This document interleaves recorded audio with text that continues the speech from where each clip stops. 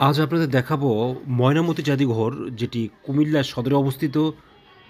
কুমিল্লা থেকে 14 কিলোমিটার দূরে সালমানপুরে অবস্থিত ময়নামতি জাদুঘর প্রত্নতাত্ত্বিক নিদর্শন সংগ্রহশালা হিসেবে বাংলাদেশের একটি গুরুত্বপূর্ণ স্থান। ময়নামতি জাদুঘরের 42টি ভিন্ন ভিন্ন সংরক্ষণাগারে কুমিল্লার বিভিন্ন স্থান থেকে সপ্তম ও অষ্টম শতাব্দীর নানা নিদর্শন সংরক্ষণ করে রাখা হয়েছে। আপনারা ভিডিওতে ময়নামতি জাদুঘর দেখছেন।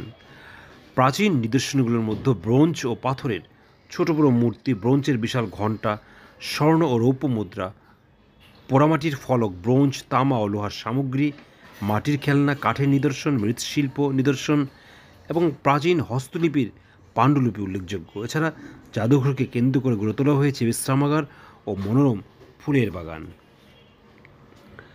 কুমিল্লার শ্রী ভবদেব মহাবিহার, কটিলামুড়া, চারপত্রমুড়া, রূপবানমুড়া, ইটাখোলা, আনন্দবিহার, রানীর বাংলা ও ভোজ রাজার বাড়ি বিহার খননকালে অনেক মূল্যবান প্রত্নতাত্ত্বিক নিদর্শন পাওয়া গিয়েছে।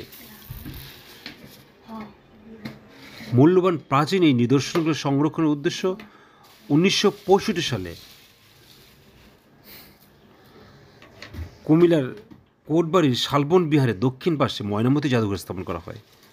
পরবর্তীতে স্থান সংকুলন না হওয়ার কারণে 1971 সালে জাদুঘরের মূল ভবনের দক্ষিণ অংশ কিছুটা বর্ধিত করা হয়। জনপ্রতি প্রবেশ টিকিটের মূল্য 20 টাকা, আর 5 বছরের কম শিশুদের বিনামূল্যে জাদুঘরে প্রবেশের সুযোগ রয়েছে। এছাড়া সার্কভুক্ত বিদেশি দর্শনার্থীর জন্য জনপ্রতি টিকিট মূল্য 100 টাকা এবং অন্যান্য সকল দেশের বিদেশি পর্যটকদের জন্য প্রবেশ টিকিটের মূল্য 200 টাকা।